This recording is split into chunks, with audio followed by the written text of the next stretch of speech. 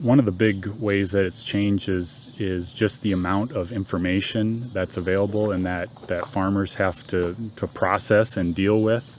Back when Grandpa was farming, hard work could directly lead to success. You know, you could work your way through most problems.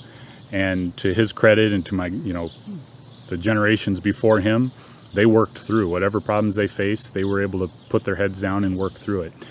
I think what's different now is that hard work alone doesn't necessarily cut it anymore. You know, we also have to be risk managers. We have to manage volatility in the markets. I mean, we have to pay attention because now the things that go on in China have a direct impact on our bottom line, and I mean, who would have thought that? But, we're in a global economy now, and so we need to pay attention to what's going on globally.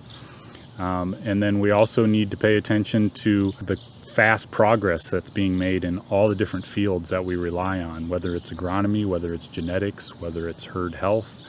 It's just the pace of progress is so fast now that it's literally impossible for one person or even a couple people to stay on top of all the different fields that we need to be experts in, essentially, to be successful. And so it's a lot of it has become finding great partners that you can work with. We work with a veterinarian for our herd health. We work with a nutritionist for figuring out our diets for our animals. We work with an agronomist.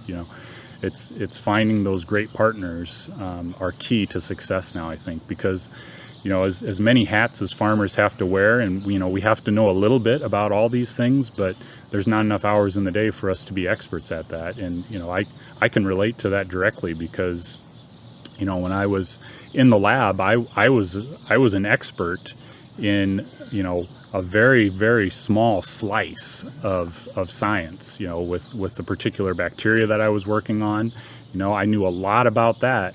But in farming, we have to be a lot more broad with our knowledge.